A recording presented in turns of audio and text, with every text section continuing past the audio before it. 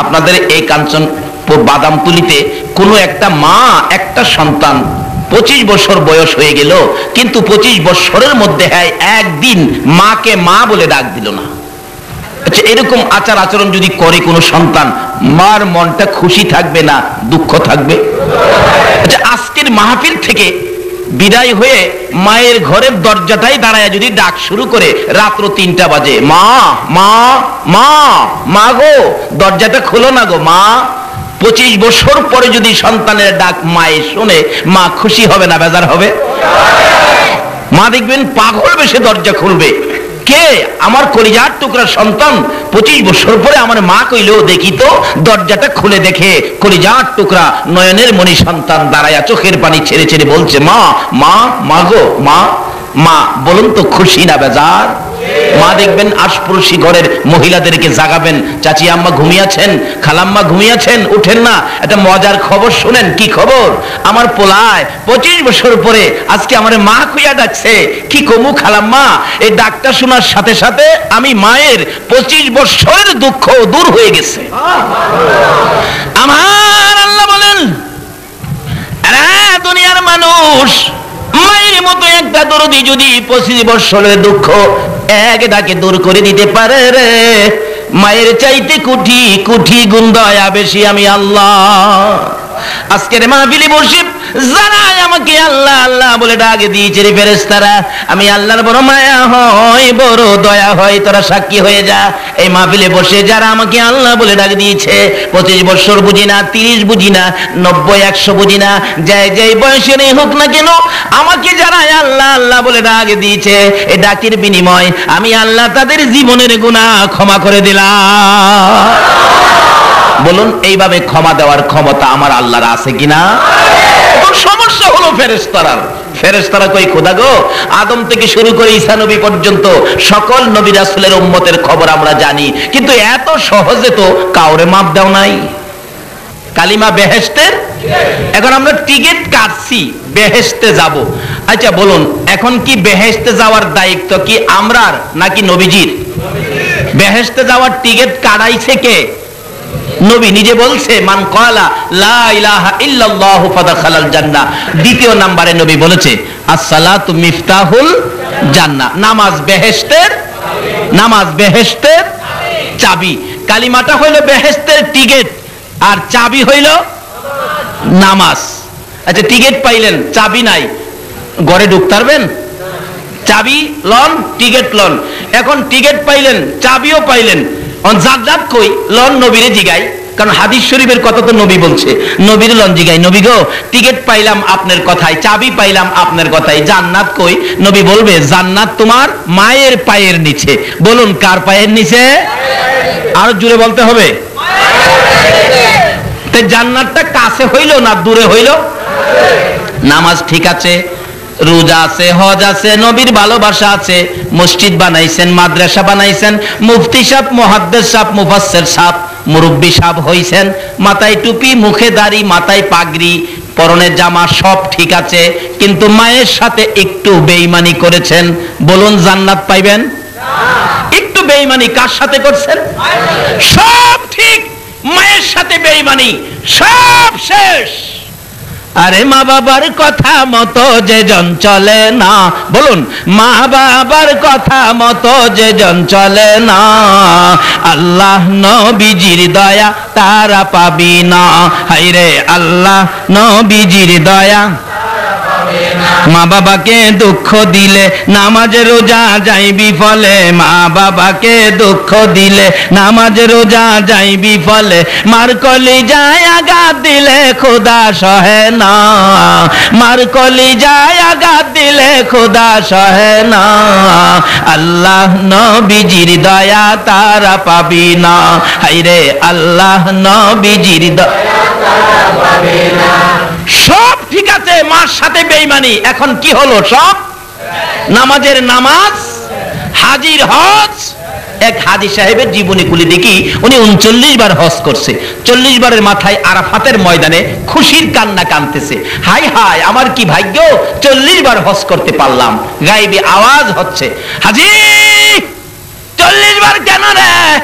40,000 বার যদি হায়াত পাইয়া হজ করো, তোমার হজ কবুল হবে না। হাজি বলেন, এ কি আশ্চর্য, কেন আমার হজ কবুল হবে না?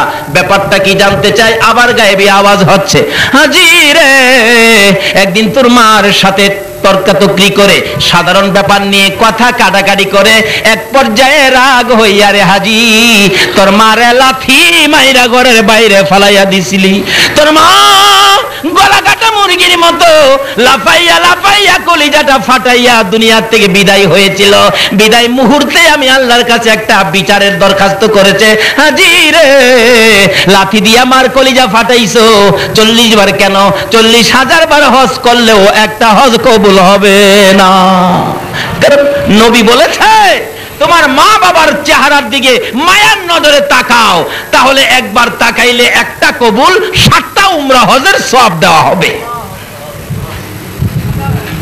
এক সাহাবী বলেন, ইয়া রাসূলুল্লাহ, আমি যদি বারে তাকাই? রাসূল বলেন, তুমি যদি 100 বার তাকাও একদিনের মধ্যে মায়ার নজরে মার দিকে বাবার দিকে, তাহলে 100 কবুল হজের সওয়াব তোমাকে দেওয়া হবে। এই মারে কষ্ট দিয়া মক্কা মদিনা গেলে কোনো লাভ হবে? রাসূল বলছে, তোমার হজ তো তোমার ঘরে, তোমার হজ তোমার। এই মার কষ্ট না দিয়া মাকে খুশি করে যদি কেউ হজ করতে যান, আপনার ভাগ্য ভালো হবে। একজন হাজী সাহেব 400 জাহান্নামীকে সাফায়াত করে জান্নাতে নেওয়ার অনুমতি পাবে। কিন্তু মারে কষ্ট দিয়া না দিয়া? এখনকার যুগে ছেলেরা মারে কষ্ট দেয় কিনা বলুন তো? মার কথা শুনে না, মারে কষ্ট দেয়। বাস্তব ঘটনা, আমাদের এলাকার এক ঘটনা ঘটছিল।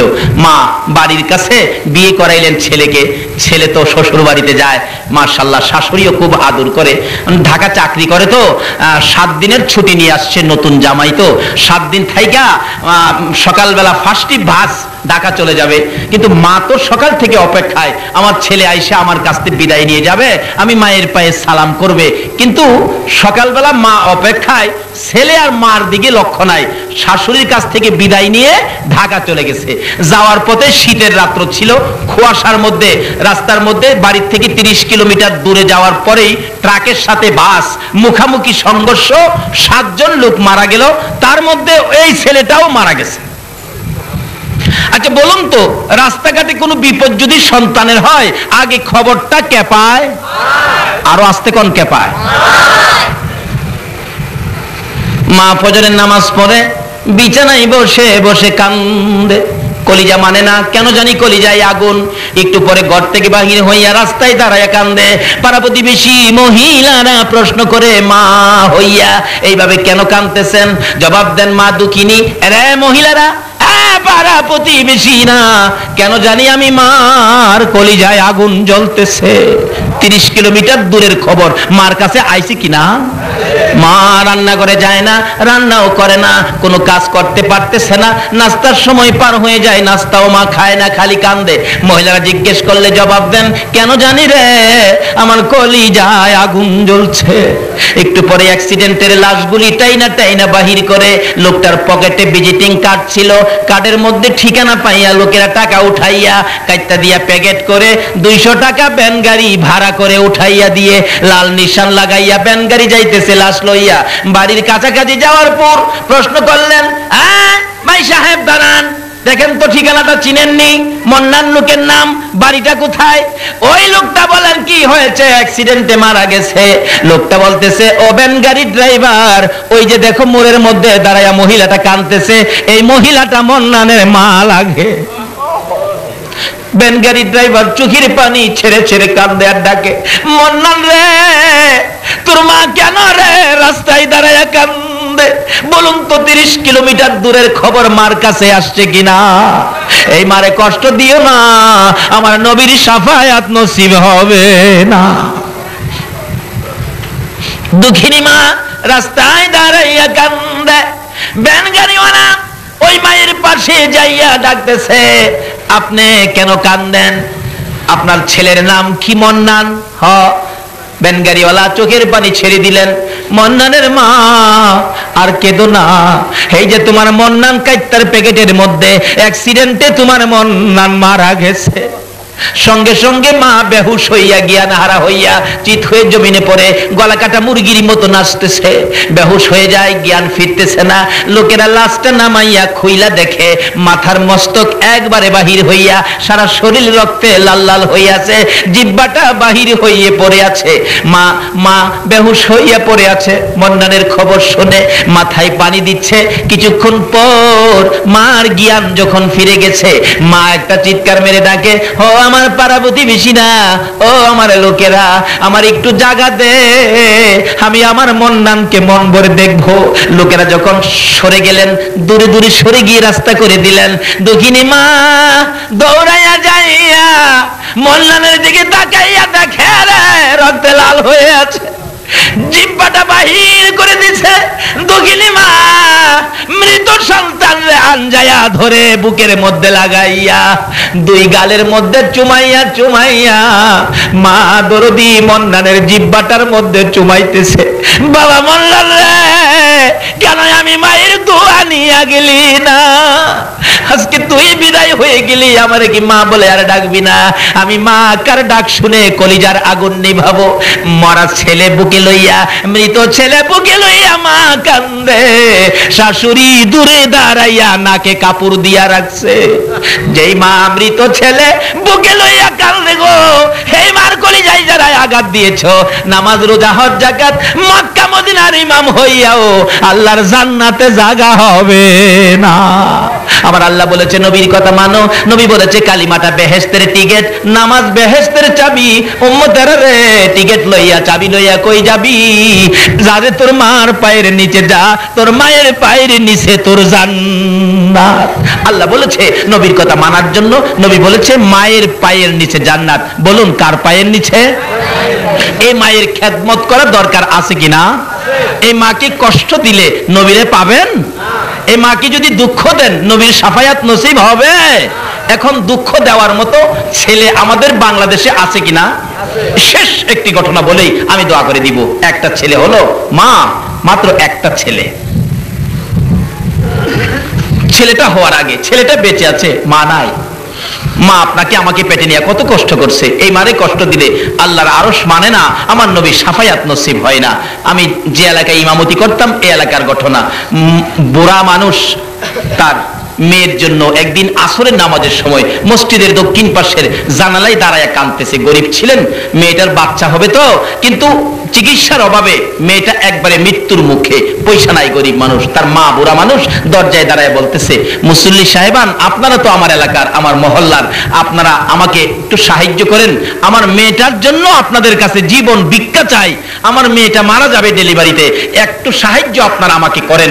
আল্লাহ বলেছেন যারা অসহায় ব্যক্তি সাহায্যের জন্য হাত বাড়ায়, এ হাতের নিচে দিয়ে আমি আল্লাহর কুদরতি হাতটা বাড়াই।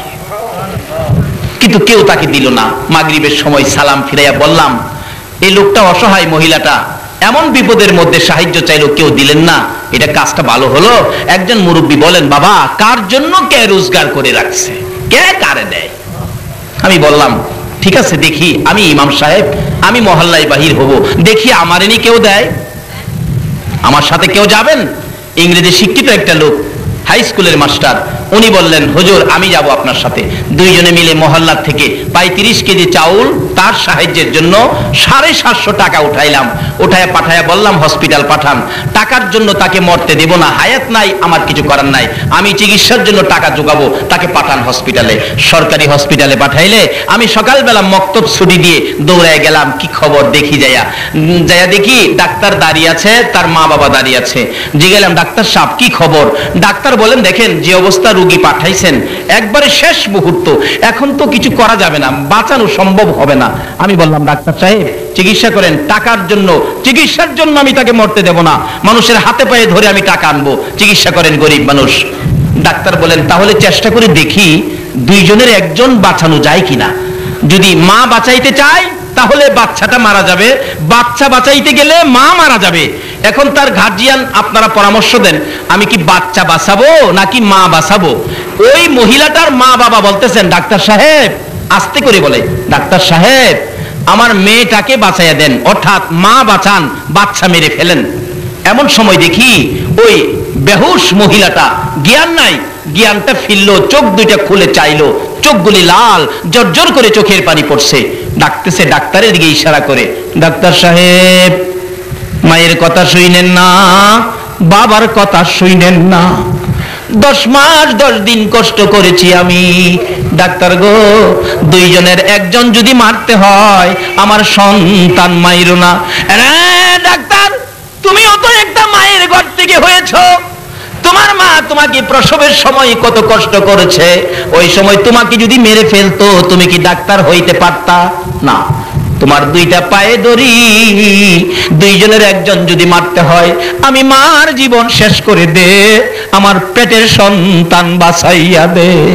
আমার নবী বলেন, উম্মতরা রে, যেই মা নিজের জীবন দিয়ে তোমার জীবন বাঁচাইতে চায়, এই মায়ের পায়ের নিচে তোমার জান্নাত।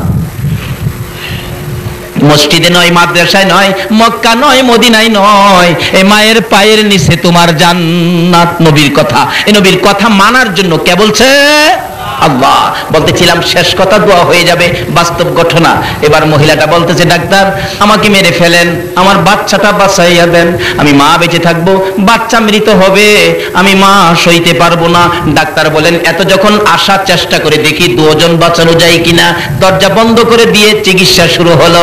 একটু পরে শোনা যায় ওয়া ওয়া করে কান্দে। আমরা খুশি, বাচ্চা বুঝি হয়েছে, কিন্তু ডাক্তার সাহেব দরজা খুলে বেরিয়ে গেলেন, দুইটা চোখের পানি জর্জর করে ছেড়ে দিয়ে বলেন, বাচ্চা হয়েছে ছেলে, ছেলের অবস্থা ভালো, কিন্তু মা বাঁচবে না। মহিলাটা কান্দে, তার বাবাও কান্দে, সবাই কান্দে, মেয়েটা মারা যাবে। আমি দরজার ভিতরে যাইয়া দেখি বাচ্চাটা, কি সুন্দর বাচ্চাটা ওয়া ওয়া করে কাঁদতেছে। দক্ষিণী মা মাথাটা পর্যন্ত উঠাইতে পারে না, বাচ্চার দিকে তাকাইয়া দুইটা চোখের পানি ছাড়তেছে।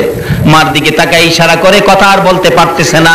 মাকে বুঝাইতে চাই, মা গো তোমরা আমার বাবারে কোলে লও না, তোমরা যদি কেউ কোলে না লাও, দাও না আমার বাবারে আমার বুকে উঠাইয়া দাও না, কিন্তু বুঝাইতে পারে না।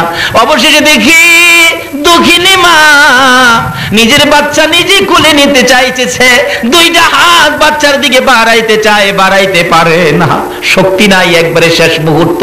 বাচ্চার দিকে তাকাইয়া দুইটা হাত সামনের দিকে ধাক্কাইতেছে, ধাক্কাইতে ধাক্কাইতে হাত দুইটা বাচ্চাটার কাছাকাছি, আর অল্প যদি সামনে বাড়াইতে পারতো, মা জীবনের শেষবারের মতো বাচ্চা কোলে নিতে পারতো। বাচ্চাটার কাছাকাছি হাত দুইটা যাইতে পারে না, বাচ্চাটার দিকে তাকাইয়া তাকাইয়া চোখের পানি ছেড়ে ছেড়ে মা বিদায় হইয়া যায়। আমার নবী বলেন, উম্মতরা রে, যেই মা মৃত্যুর মুখে তোমার মতো সন্তান কোলে নিতে চায়, এই মার কলিজায় আঘাত দিও না, আমি নবীর শাফায়াত নসিব হবে না। আসুন, আমার আল্লাহ বলেছে তোমরা আমার নবীর কথা মানো। নবী এই কথাগুলো আমাদের জন্য ওয়াজ করে গেছেন। আসুন, নামাজ বেহেশতের চাবি, কালিমা বেহেশতের টিকিট, মায়ের পায়ের নিচে বেহেশ। এর মধ্যে আরেকটা ওয়াজ কোরআন শরীফে আমার আল্লাহ করেছেন, ওয়াসাইনাল ইনসানা বিওয়ালিদাইহি ইহসানা। আল্লাহ এই ওয়াজটুকুন কোরআন শরীফে করেছেন মা বাবা ব্যাপারে। আবার নবীজি এই প্রসঙ্গে ওয়াজ করেছেন। কি ওয়াজ করেছেন? তোমাদের মায়ের পায়ের নিচে তোমাদের কি, মাশাআল্লাহ, জানেন দেখা যায়, কিন্তু জানলে কি হবে? এখন তো মানে না, মানে না বিদায় আমাদের মধ্যে অশান্তি। না মানে ওলিরে, না মানে নবীজিকে, না মানে মা বাবাকে। যদি মা বাবাকে খেদমত করে মা বাবার কথা শুনে মা বাবার দোয়া নিতে পারেন, তাহলে আপনি একটা ওলি হতে পারবেন। মায়ের দোয়ায় ডাইরেক্ট ওলি হওয়া যায়। সুবহানাল্লাহ। যে নবীর কথা মানার জন্য বলেছেন, এই নবীর কথা যদি নবীকে ভালোবাসার সহিত মানতে পারেন, নবীর ভালোবাসায় ডাইরেক্ট ওলি হওয়া যায়। কিভাবে? আসুন ইরাকের জমিনে যাই। কষ্ট হইতেছে আপনাদের? ইরাকের জমিনে চলুন। ইরাকের বাদশার পালিত পালোয়ান ছিলেন জুনায়েদ বগদাদি রহমতুল্লাহ আলাইহি। জুনায়েদকে একদিন বাদশা বলতেছেন, জুনায়েদ তোমাকে এত খানা খাওয়াইলাম, এত বেতন তোমাকে দিলাম, এত সুযোগ সুবিধা তোমার জন্য দিলাম, কিন্তু তুমি যে কত বড় পালোয়ান হইলি, তোমাকে তো কুস্তি লাগাইয়া দেখলাম না, তোমার শক্তি কত। জুনায়েদ বললেন, দেন লাগাইয়া কুস্তি, আমাকে কুস্তি করে হারাবে এমন কোন ব্যক্তি পৃথিবীতে নাই, এমন কোন ব্যক্তি এই দেশে নাই, দেন লাগাইয়া। জুনায়েদকে বলতেছেন কুস্তি লাগার জন্য। ইরাকের ঘটনা। আপনারা কি ইরাকে যাইতে রাজি না? তাহলে কোন দিকে তাকিয়ে রইছেন? আর দেখেন নাই জীবনে? আমি আধা ঘন্টার মধ্যে ওয়াজ শেষ করে দিব।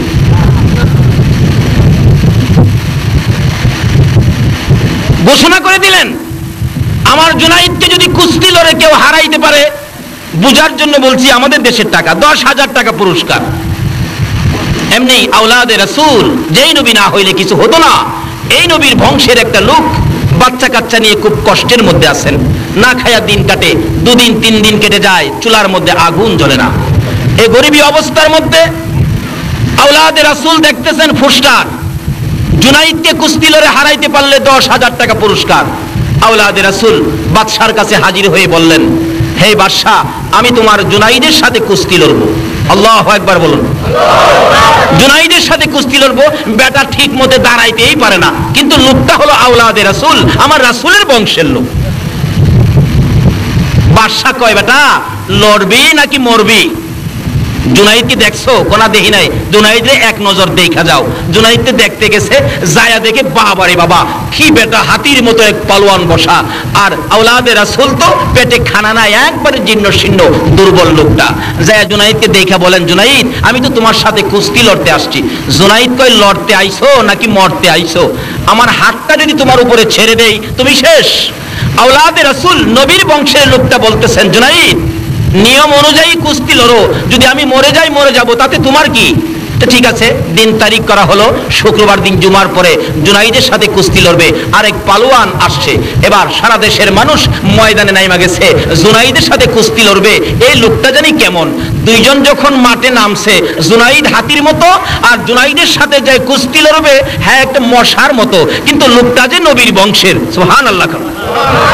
লেফারি বলতেছেন, এই বেটা, এই তুই যে লড়তে আইছস, জুনাইদের সাথে পারবি? ওই লোকটা বলতেছেন, লেফারি সাহেব, আপনার কাজ আপনি করেন, না পারলে আমার ব্যাপার, মরলে আমি মরবো, আপনার তো কিছু না। ঠিক আছে, তাইলে খেলো, খেলা দেখো জুনাইদের সাথে কত মজা।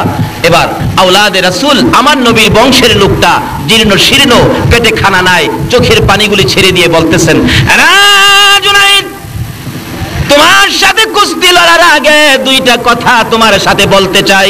সুবহানাল্লাহ কর। জুনাইদ রে, 2টা কথা বলার সুযোগ দিবিনি। জুনাইদ বলেন, কি কথা বলবেন বলুন, অনুমতি দিলাম।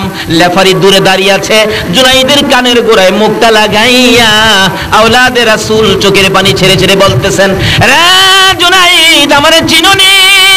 যেই নবী না হইলে জগৎ হতো না, তুমি হইতা না, আরশ কুরসি লৌহ কলম হতো না। আমি সেই নবীর বংশের লোক, আমি আওলাদে রাসূল। জুনাইদ রে, আমার বাচ্চাগুলো না খাইয়া 3 দিন পর্যন্ত ঘুমাইতেছে, আর আমি সহ্য করতে পারি না, বাচ্চাদের মুখের দিকে তাকাইলে আমার কলিজা মানে না। রে জুনাইদ, পারবিনি আজকে নবীর ভালোবাসাই আমি আওলাদে রাসূলের কাছে নতি স্বীকার করে আমাকে 10,000 টাকা পুরস্কারের ভাগী করে দিতে? জুনাইদ বলেন, লোকটা আমার কানে কানে বলতেছে, আমি তার কথাগুলি শুনতেছি, এক কানে, আরেক কানে শুনতেছি মদিনার কামলেওয়ালা নবী মদিনার থেকে ডাকতেছে, জুনাইদ রে, পারবিনি আমার আওলাদের মুখে হাসি ফুটাইতে? সুবহানাল্লাহ। আরে জুনাইদ, পারবিনি আমার আওলাদের মুখে হাসি ফুটাইতে? পারবিনি আমি নবীকে ভালোবাসা দিতে? জুনাইদ বলেন, আমি শুনি মদিনার কামলেওয়ালা নবী মদিনার থেকে ডাকে, আর আমার কানের মধ্যে লাগে, 2টা চোখের পানি জোর করে জুনাইদ ছেড়ে দিলেন। রে লেফারি, বাঁশি বাজারে আজকে এমন খেলা হবে যেই খেলা পৃথিবীর মানুষ কোনোদিন দেখে নাই। সঙ্গে সঙ্গে লেফারি বাঁশি বাজাইলে আওলাদে রাসূল জুনাইদের গায়ে আঙ্গুল টুকুন ফিট করলে জুনাইদ ইয়া রাসূলুল্লাহ বলে চিৎ হয়ে জমিনে পড়ে যায়। আবার যখন আঙ্গুল লাগাইলেন, আবার ইয়া রাসূলুল্লাহ বলে চিৎ হয়ে জমিনে পড়ে যায়। এইভাবে 3 বার জুনাইদ নতি স্বীকার করেছে, পুরস্কার দিয়ে দিলেন নবীর ভালোবাসায় আওলাদে রাসূলকে। জুনাইদ মাথা নিচে দিয়ে নিজের বাড়ির দিকে রওনা করেছে। সঙ্গীরা বলেন, উপস্থিত জনগণ বলতেছেন, জুনাইদ, বাদশার দরবারে আর যাও না, বাদশার দরবারে তোমাকে জায়গা দিবে না, মজার খানা দিবে না, মোটা অঙ্কের বেতন আর তোমাকে দিবে না, এই বাদশার দরবারে তুমি যাইতে পারবে না। জুনাইদ 2টা চোখের পানি ছেড়ে ছেড়ে কান্দে। রে মাঠের লোকেরা, ও জনগণ শোনো, আমি আর এই বাদশার দরবারে যাইতে চাই না, আমি দুজাহানের বাদশার দরবারে রওনা হয়েছি। আল্লাহ, ইয়া রাসূলুল্লাহ, ইয়া গাউসুল আজম, জিন্দাবাদ। মাশাআল্লাহ। আসুন দয়ার নবী মায়ার নবীর ভালোবাসায় ডাইরেক্ট ওলি হওয়া যায়, এটাই আমি আপনাদেরকে বুঝাইতে চাইলাম। এবার আওলাদে রাসূলকে ভালোবাসা দিয়ে পুরস্কার দিলেন।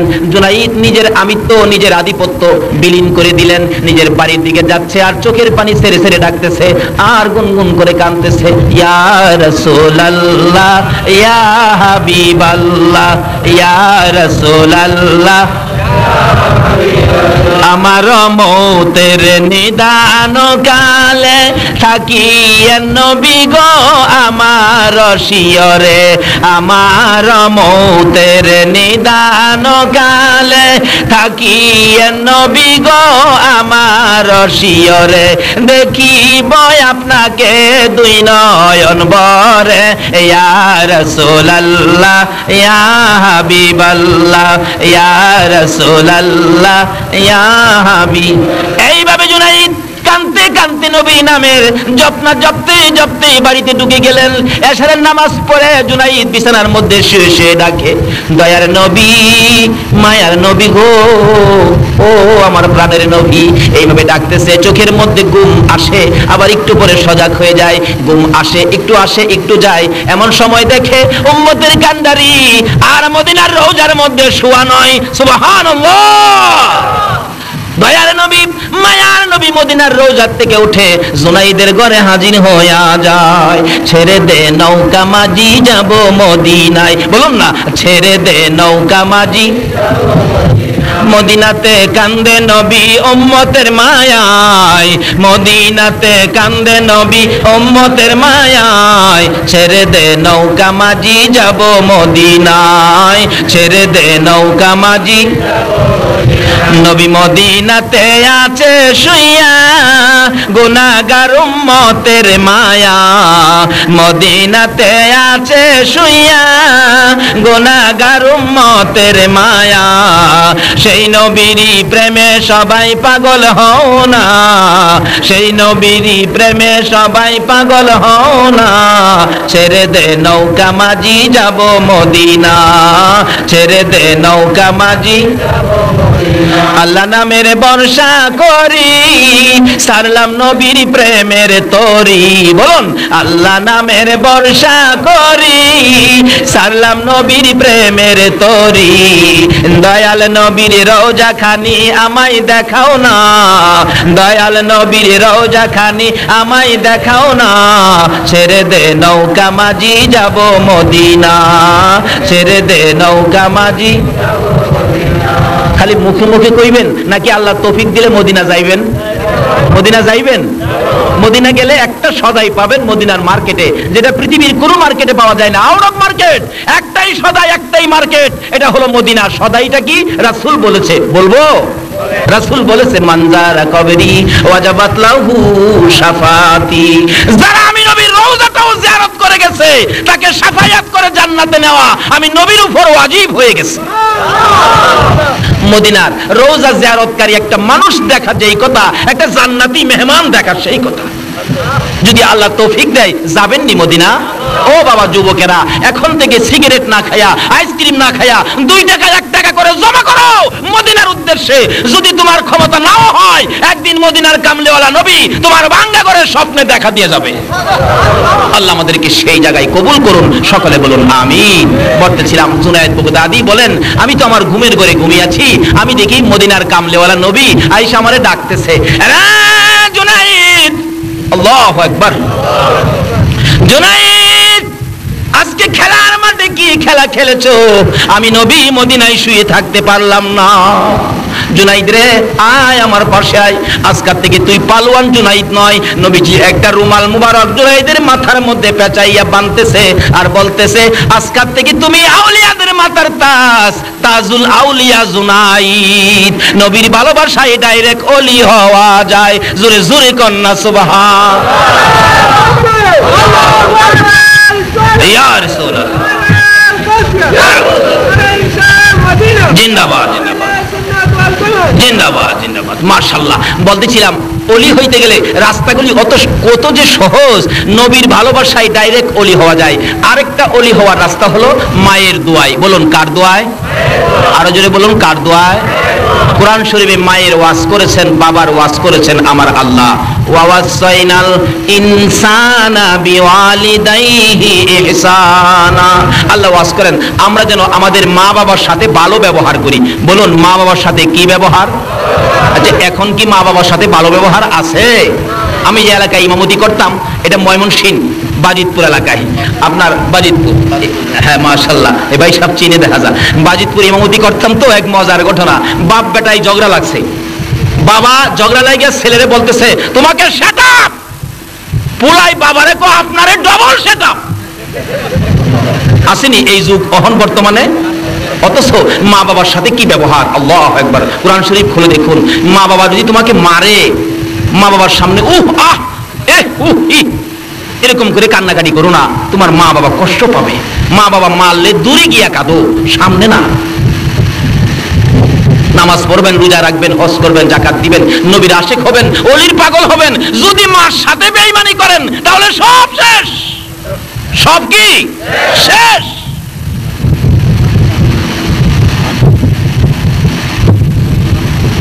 বাস্তব ঘটনা, 2001-এ হজ করতে গিয়েছিলাম। মুআল্লিম সাহেব আমাদেরকে মদিনায় আগে নিয়ে গেছে। মদিনায় যায় দেখি আমাদের দেশে অনেক লোক, আবার হজ সিজনে হজ ভলান্টিয়ার হিসাবে বাংলাদেশ, ভারত, পাকিস্তান থেকে অনেক যুবকেরা যায় হজ ভলান্টিয়ার হিসাবে। কিন্তু একটা ছেলে আমাদের দেশের, হ্যাঁ মসজিদের নববীতে দায়িত্ব পাইছে। আচ্ছা কোন তো মসজিদের নববীতে দায়িত্ব পাইলে তার ভাগ্যটা ভালো না খারাপ? কিন্তু মসজিদের ভিতরে ঢুকে ঝাড়ু দিবে, পরিষ্কার করবে, কিন্তু থাকতে পারে না। তার শরীরের মধ্যে নাকি আগুন জ্বলতে থাকে। কে বলে তাকে মারতে আসে, দৌড়ে বাহির হয়। এভাবে কয়েকবার চেষ্টা করলো, সে থাকতে পারে না, দৌড়ে বাহির হয়ে যায়। তখন তার সঙ্গীরা বললেন তোর কি হইলো, ব্যাপারটা কি? কারণ তো বুঝতে পারতেছি না, আমার সমস্ত শরীরের মধ্যে আগুন জ্বলতে থাকে, কে জানি আমার মারতে আসে, আমি থাকতে পারি না। বুঝছি তুই নতুন আইসস তো, হয়তো বাড়ি ঘরের জন্য তোর মায়া লাগে। আমরা কিছু টাকা দিলাম 5-7 জনে মিলে, বললাম তুই কয়েকদিন ঘুরে গেলে বাহিরে খা, 2-4 দিন পরে আবার কাজে যায় যোগ দিবি। ঠিকই 2-4 দিন পরে আবার যোগ দিছে, কিন্তু কি শান্তি তো আসে না, অশান্তি। আগুন জ্বলতে থাকে, ভিতরে ঢুকলে কে জানি ঘাড় ধরে বের করে দেয়। রাত্রের বেলা সকলে বসলো, বাঙালি যারা যারা আছে, ব্যাপারটা কি? এত ভাগ্যবান চাকরি মসজিদে নববীতে, নবীর রওজার পাশে, কি ভাগ্য, কিন্তু তুমি থাকতে পারো না। কারণটা কি? ওই বাংলাদেশের ছেলেটা 2001-এর ঘটনা, কাঁদতেছে আর বলতেছে যুবকটা, সঙ্গীরা রে আমারে দেশে পাঠিয়ে দাও, আমি এখানে চাকরি করতে পারবো না। কেন? আমি মসজিদে নববীতে হজ ভলান্টিয়ারের দায়িত্ব পাইয়া যেদিন বাংলাদেশ থেকে বিমানে উঠছিলাম, বিমানে উঠার 8 দিন আগে আমার মারে একটা লাত্তি মারছিলাম। বলুন বাংলাদেশে যদি মারে লাত্তি দেয়, মদিনার কামলিওয়ালা নবী খবর পায় কিনা? এই লোকটাকে কি নবী জায়গা দিবে? আমার নবী জীবনে কোনোদিন বাবার মুখ দেখে নাই। 6 বছর বয়সে আমার নবী কান্দে, মায়ের গলায় ধরে, মা মা মাগো, মা আমার মনের দুঃখ কে সামলাবে? কি দুঃখ বাবা? তোমাকে কি কেউ মারছে? না। তোমাকে কি কেউ গালি দিছে? বাবা মুহাম্মদ, যদি তোমার কেউ গালি দেয়, মক্কা নগরীর বিচার আচার করে তোমার দাদা আব্দুল মুত্তালিব, তুমি বলো তোমার কে গালি দিছে, কার দেওয়া ব্যথায় তুমি কেঁদেছো, এখন তোমার দাদাকে দিয়ে ডাকাইয়া কঠোর বিচার করব। কিন্তু আমার আপনার নবী, শিশু নবী, 6 বছর বয়স, মায়ের গলায় ধরে কান্দে, মা গো, কেউ আমারে গালি দেয় নাই, কেউ আমারে ব্যথা দেয় নাই, তাহলে তুমি এইভাবে কেন কান্দো? মা আমি জানতে চাই, মক্কার সকল ছেলেরা বাবা কইয়া ডাকে, আমি তো জীবনে কোনোদিন বাবা কইয়া ডাকতে পারলাম না। মা গো, আমি আমার বাবার ব্যথাই কান্দি, বলো না আমার বাবা কই আছে? আরে জন্ম হয়ে শিশু নবী বাবা দেখে নাই, জন্ম হয়ে শিশু নবী বাবা দেখে নাই, এতিম হয়ে দয়াল নবী আসলো দুনিয়ায়। বলুন এতিম হয়ে এতিম নবী একা ঘরে কেউ তো আদর করে না রে, এতিম নবী একা ঘরে কেউ তো আদর করে না রে। আরে নিজে খোদা যাহার জন্য পাগল হইয়া যায়, নিজে খোদা যাহার জন্য পাগল হইয়া যায়, এতিম হয়ে দয়াল নবী আসলো দুনিয়ায়। হাইরে এতিম হয়ে দয়াল নবী। বলতেছিলাম দয়ার নবী মায়ার নবী, মায়ের গলায় ধরে যখন কান্দে, মাগো আমি কান্দি একটা ব্যথা, সেটা হলো আমার বাবা কই। আমি তো জীবনে কোনোদিন বাবা বলে ডাক দিলাম না, জীবনে আমি কোনোদিন বাবার কোলে উঠলাম না। বাবারে মায়া করে, বাবা কই গেল, বাবার আমি দেখলাম না, কোলে উঠলাম না। এই কান্দা, এমন কান্দা কান্দতেছে। মা আমেনা বলেন, বাবা গো তোমার বাবার খবর আমি দিতে পারবো না। আমেনাও কান্দে, মা কান্দে, আমেনাও কান্দে, সন্তান মুহাম্মদও কান্দে, নবী কান্দে, নবীর মা কান্দে। এমনি সময় নবীর আদরের দাদা আব্দুল মুত্তালিব কান্দার আওয়াজ শুনে দৌড়ায় আসছে। বৌমা আয় আমেনা, তুমি কেন কান্দো, আমার নাতি কেন কান্দে? এমনি করে দয়ার নবী মায়ের নবী দৌড়ে যাইয়া দাদার গলায় আঞ্জায়া ধরেছে। দাদা গো, মার গলায় ধরে প্রশ্ন করেছি আমার বাবা কই, মা খালি কান্দে কিছু কয় না। দাদা গো তোমার গলায় ধরে তোমার কাছে জানতে চাই আমার বাবা কই, আমি দি বাবার কোলে উঠলাম না। আব্দুল মুত্তালিব কান্দে আকাশের দিকে তাকাইয়া, আকাশের মালিক আমার নাতি আমি কি দিয়া বুঝাইবো? অবশেষে আব্দুল মুত্তালিব বলতেছেন, বৌমা তুমি একটা কাজ করো। কি কাজ? বাবার ব্যথায় যখন আমার নাতি কান্দে, তার বাবার কবরটুকুন একটু দেখায়া নিয়ে আসো। আব্দুল মুত্তালিব উম্মে আইমানকে দিয়ে মোট 5 জনের কাফেলা করে পাঠাইলেন। যাইতেছে মদিনায়, যাইতে যাইতে লম্বা ঘটনা সংক্ষেপ করলাম। মদিনায় যাইয়া খাজা আব্দুল্লাহর কবরের পাশে আমেনা দাঁড়াইয়া দাঁড়াইয়া কান্দে। একটু পরে পরে আমার নবী মার চোখের পানিগুলি মুছে মুছে প্রশ্ন রাখে, মা এখানে দাঁড়াইয়া কেন তুমি কান্দো? আমেনা টাইনা টাইনা সন্তান বুকে লাগাইয়া জবাব দেন, বাবা গো তুমি না বাবার ব্যথায় কাঁদছো, এই কবরের ভিতরে তোমার বাবা আব্দুল্লাহ ঘুমিয়েছে, তুমি বাবা কইয়া ডাক দাও, দেখি তোমার বাবারই একটু মায়া করে। দয়ার নবী মায়ার নবী প্রথম মাথার পাশে বসে বসে ডাকতেছিলেন, আব্বু আব্বু গো, আব্বু তোমার কি মায়া নাই? আমার একদিন খুলে নিলা না গো বাবা। সন্তান কুলে লইয়া কত বাবা মক্কা নগরীতে ঘুরে, কত সন্তান বাবার কোলে উঠে, আমি একদিন তোমার কোলে উঠলাম না। উঠো না, তুমি আমারে কোলে নাও না। মাটির ভিতর থেকে কিভাবে উঠবে? ডান দিকে বসে গেলেন, বসে বসে কাঁদতেছে ডাকতেছে। বাম দিকে চলে গেলেন, বসে বসে কাঁদতেছে ডাকতেছে। পায়ের দিকে যাইয়া মাটির মধ্যে আমার নবী 2টা হাত লাগাইয়া ডাকে, বাবা এত নিষ্ঠুর কেমনে হইলা গো, উঠো না একবার আমারে কোলে নাও না। কিতাব বলেন খাজা আব্দুল্লাহ কবর থেকে ডাকতেছে, আকাশের মালিক, জমিনের মালিক, হায়াতের মালিক, মওতের মালিক আমার বাবা মুহাম্মদ, বাবা কইয়া কান্দে আমি সইতে পারি না, আমার কবরের মাটি সরাইয়া দে, আমি আমার বাবারে একবার কোলে লইয়া দেই। আমার আল্লাহ বলেন, না না এ খাজা আব্দুল্লাহ তোমার কোলে নিতে হবে না, তুমি ঘুমিয়ে থাকো, তোমার এতিম সন্তানকে তামাম পৃথিবীর মানুষের কাছে আমি আল্লাহ পৌঁছে দিব, দেখাইয়া দিব, বলে দিব। যদি এতিম বলেও যদি তোমার এতিমকে যদি কেউ ভালোবাসে, ও খাজা আব্দুল্লাহ আমি আল্লাহ কথা দিলাম, এই এতিম বলে যদি কেউ এতিম নবীকে ভালোবাসে আমি আল্লাহ তারে ভালোবাসবো। জোরে জোরে কন্যা সুবহানাল্লাহ। আমার নবী কাঁদতেছে, কিন্তু কই মাটি কাঁপতেছে, খাজা আব্দুল্লাহ কোলে নিল না। অবশেষে মা আমেনা টাইনা টাইনা কোলে লইয়া ডাকতেছে, মা ডাকতেছে, বাবারে এইভাবে আর কাঁদলে কি লাভ হবে? আমার আল্লাহ বলেন, বন্ধু গো যেইভাবে তুমি বাবার কবরে কাঁদছো, এইভাবে তোমার উম্মতেরা যদি বাবার কবরে যাইয়া কান্দে, কথা দিলাম এক ফোঁটা চোখের পানি যদি তোমার মতোই আমারে কোনো সন্তান বাবার জন্য দেখাইতে পারে, এই চোখের পানির বিনিময়ে তার বাবাকে আমি জান্নাতে পৌঁছাইয়া দেব। নবী মায়ার নবী মার কোলে উঠে গেল, মা টাইনে টাইনে কোলে লইয়া রওনা হলেন মক্কার দিকে, আবার চলে আসবেন। আবওয়া নামক স্থানে আসার পর আমেনা ডাকতেছে, উম্মে আইমান রে আমি হাঁটতে পারি না, আমার তো জ্বর আইসা গেছে, তাবু টানাও। তাবু টানাইলে তাবুর ভিতরে শুইয়া আমেনার জ্বর খালি বাড়তে থাকে, শরীরের অবস্থা খুব খারাপ হয়ে গেলে 2টা হাত বাড়াইয়া ডাকতেছে, আমেনা উম্মে আইমান কই রে, আমার মুহাম্মদ কই, আমার বুকে উঠাইয়া দে। দয়ার নবী মায়ের নবী শিশু নবীকে আমেনা কোলে লইয়া 2 টাকা গালে চুমাইয়া চুমাইয়া ডাকে, বাবা মোহাম্মদ, বাবা খুঁজতে যাইয়া আজকে বুঝি মা হারাইয়া ফেলবা। আমার মন বলে আমি বাঁচবো না। দয়ার নবী মায়ার নবী মার দুই গালে চুমাইতেছে, মাগো এমন কথা বলো না, তুমি যদি মরে যাও আমি কার সাথে ঘুমাবো? কে আমারে বাবা কইয়া ডাকবে? কে আমারে আদর করবে? কে আমারে মায়া করবে?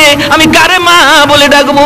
এবার উম্মে আইমান বলে না, আমার পাশে আও। টাইনা টাইনা কোলে নিলে এবার দেখা যায় আমিনার চোখগুলি যেন নড়তেছে, বিদায় হয়ে যাবে। দৌড়ে যাইয়া আমার নবী, শিশু নবী, মায়ার নবী, দয়ার নবী মায়ের গলায় আঞ্জায় ধরেছে। এবার সন্তান বুকে লইয়া মা আমেনাও বিদায় হইয়া যায়। দয়ার নবী কান্দে, বাবু আমার কি বানাইলা গো আল্লাহ? একদিকে বাবা নাই, মার বুকে ঘুমাইতাম, আমার মাও দুনিয়া থেকে বিদায় হয়ে গেছে।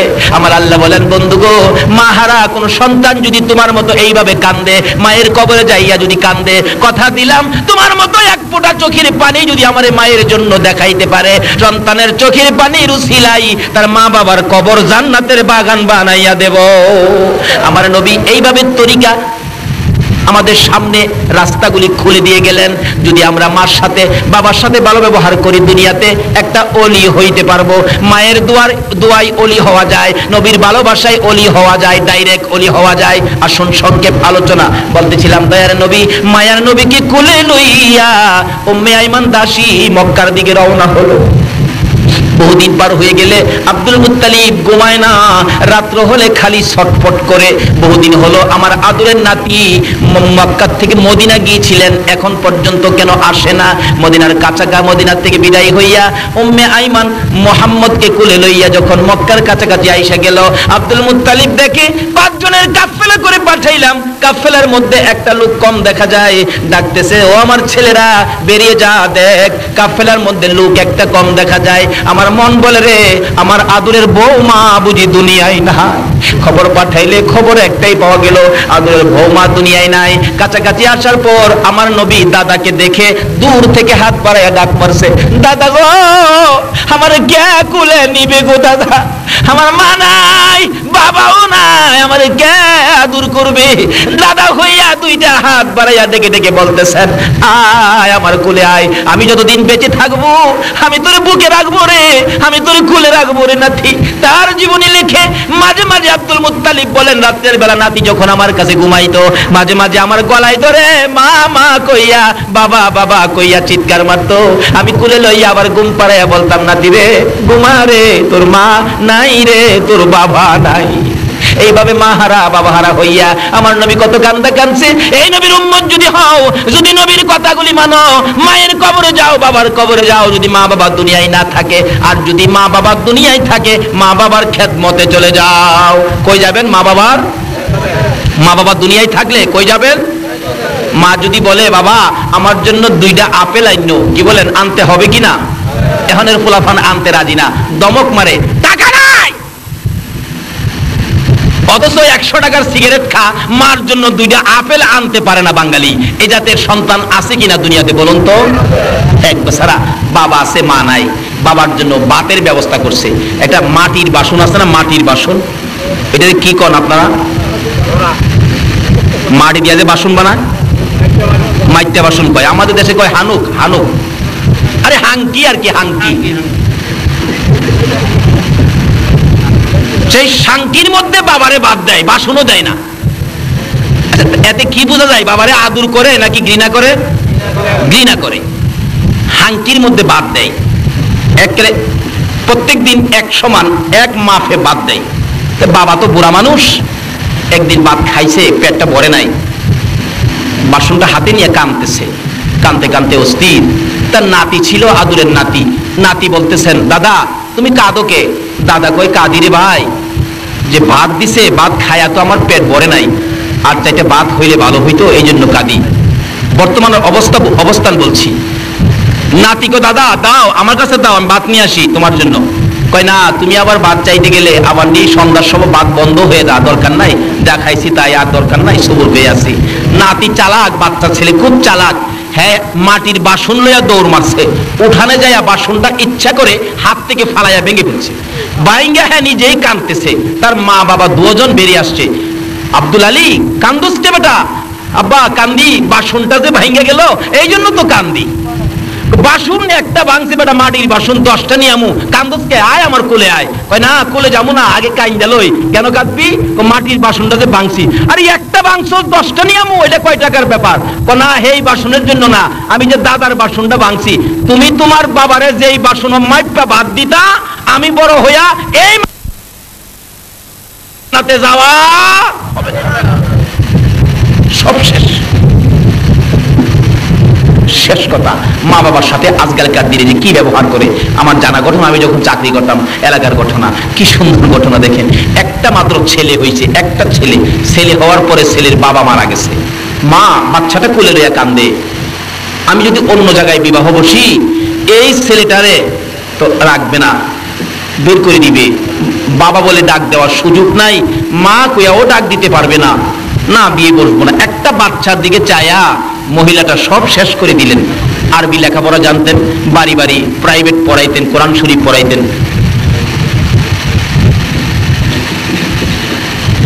পাইছে এটা আবার সিলিপও দিছে, আবার আমার সিলিপ দিছে চট্টগ্রাম। এটা কইবার লেগে আচ্ছা, মাশাআল্লাহ মাশাআল্লাহ। যাই হোক, যেটা বলতেছিলাম এটা বলে শুনছেন আপনারা। আবার আমার কাছে স্লিপও গেছে এই ঘটনাটা কইবার জন্য, এর লেগে যাইতেছিলাম এই ঘটনা। যাই হোক, যদি শুই না থাকেন তাহলে আর দরকার নাই। কিন্তু মা বাবার সাথে যে এই আচার আচরণ করে এমন লোক এখনো আমাদের বাংলাদেশে আছে কিনা বলুন? তাহলে এটা যখন শুনছেন এটা বাদ দেন, এটা বাস্তব ঘটনায় আসেন। একটা লোক, গরিবের ছেলে, বাবা গরিব, মানুষের বাড়িতে কাজ করে। এটা আমার আশপাশের মধ্যে ছিল ঘটনাটা। কিন্তু এখন একটা ছেলে বেঁচে আছে, তার বংশের সব মরে গেছে। আপনার ওই মানুষের বাড়িতে কাজ করে, কিন্তু ছেলেটারে বিয়ে করাইলেন। বিয়ে করানোর 8 দিন পর জুট মিলে চাকরি করতো ছেলেটা। 8 দিন পরই কইতাছে, মা আমার ভবিষ্যৎ আছে, তোমরারে খাওয়াইলে আমার ভবিষ্যৎ নষ্ট হয়ে যাবে। মারে খাওয়াইলে বলে হ্যাঁ ভবিষ্যৎ নষ্ট হয়ে যাবে। এই আচার আচরণ করে নামাজ পড়লে কি লাভ হবে? রোজা রাখলে, মুফতি মুহাদ্দিস মুফাসসির হইলে কিচ্ছু লাভ হবে। মা বাবার মন খুশি না করে আপনি মসজিদে যাবেন, নামাজ পড়বেন, আল্লাহ আল্লাহ রাসূল খুশি হবে না। মা বাবার মন খুশি না করে আপনি মসজিদ বানাবেন, মাদ্রাসা বানাবেন, কিচ্ছু লাভ হবে না। এই ছেলেটা বলতেছেন, মা আমার ভবিষ্যৎ আছে, আমি আজ তোমাদেরকে খাওয়াইতে পারবো না।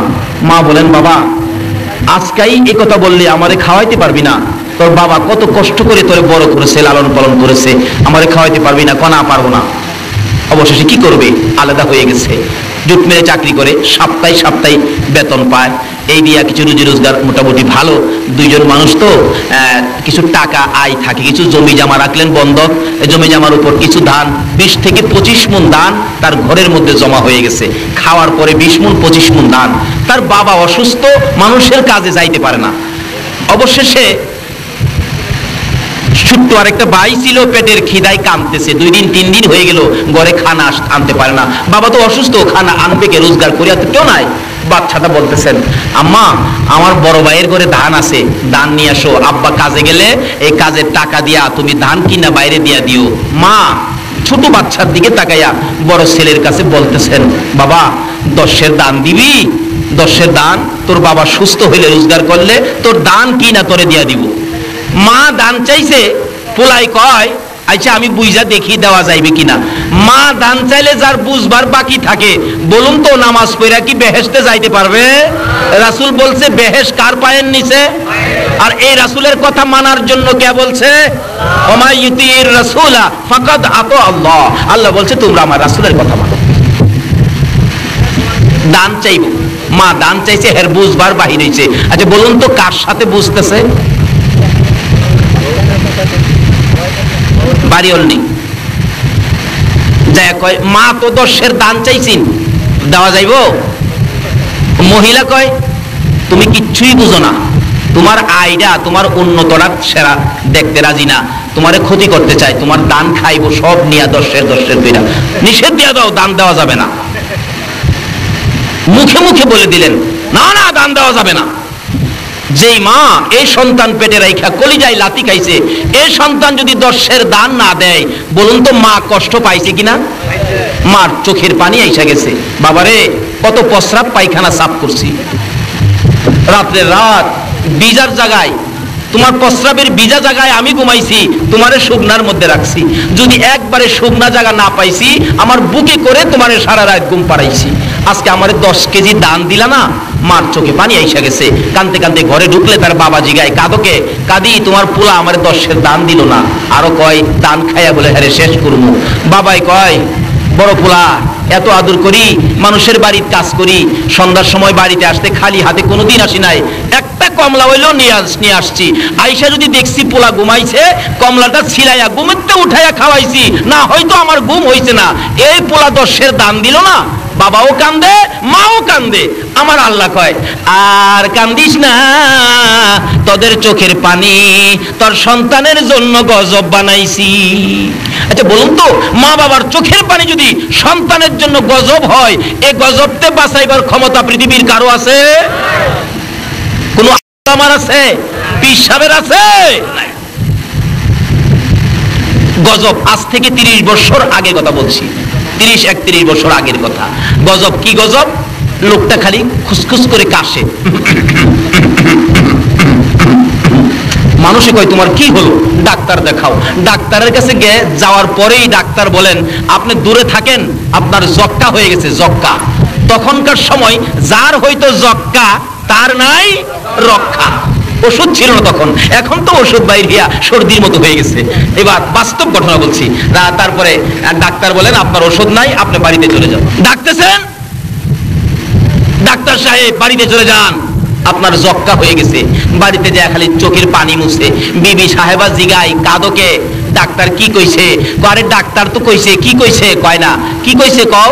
ডাক্তার কইছে আমার বলে যক্কা। যেই খালি কইছে যক্কা, এবার বাড়ি অন্য কাপড় লইয়া পিছন দিয়া বাহির হইয়া নিজেরে করে রক্ষা। স্বামী ফালাইয়া পালাইছে। ও তোমার সাথে থাইকা আমারও জক কইব নাকি? এটা সুয়াসুই রূপ, তোমার সাথে থাকলেই আমার জক কইব। মরো মরো, তুমিই মরো, আমি মরতে রাজি না। একদিন যায়, 2 দিন যায়, একা ঘরে থাকে কেউ নাই। রাত্র গভীর হইলে ঘুম আসে না, খালি কান্দে। ছেলের কান্দার আওয়াজ যখন শোনা যায়, মা দুঃখিনী দরজার কিনারে কানটা লাগাইয়া দাঁড়াইয়া থাকে আর মনে মনে বলতে থাকে, বাবা গো, একবার যদি আমারে মা কইয়া ডাক দিতি, তোর বিপদে আমি মা তোর পাশে যাইতাম। কিন্তু বিবি পাশে না, মা পাশে যাইতে রাজি কিনা বলুন তো? বাবা, একবার যদি আমার মা কইয়া ডাক দিতি, আমি মা তোর পাশে যাইতাম। 2 রাত পার হইয়া 3 রাত্রের বেলা মার ঘরের দরজাটার সামনে দাঁড়াইয়া দাঁড়াইয়া ছেলেটা কাঁদতেছে। মার কানে কান্দার আওয়াজ পৌঁছলে মা ঘুম থেকে উঠে গেছে। ধাক্কা দিলে খুলে, ওই দরজা ছিল ঘরের মধ্যে।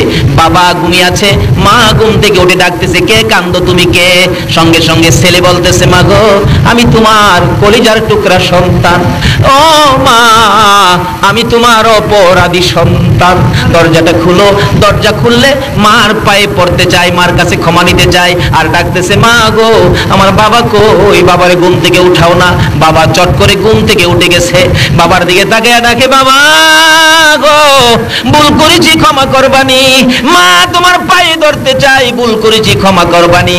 বাবাও আঞ্জায় ধরেছে, মাও গলায় ধরেছে, বাবা গো, পায়ে ধরতে হবে না। এতদিন পরে যে আমার দরজায় দাঁড়াইয়া মা কইয়া বাবা কইয়া ডাক দিছো, এই ডাকে আমাদের সকল ব্যথা দূর হয়ে গেছে।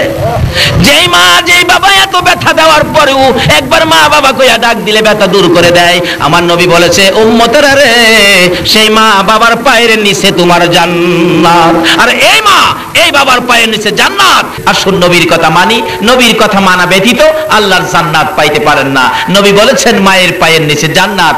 আসুন নবীর কথা আমল করি, নবীর পক্ষে থাকি, অলিদেরকে ভালোবাসি, অলিদের পক্ষে থাকি। আল্লাহ আমাদেরকে সেই বুঝ দান করুক। সকলে বলুন আমিন। আজকের এই সংগঠনের নাম কানু বাবা শিশু কিশোর সংগঠন, কাঞ্চননগর, বাদামতল।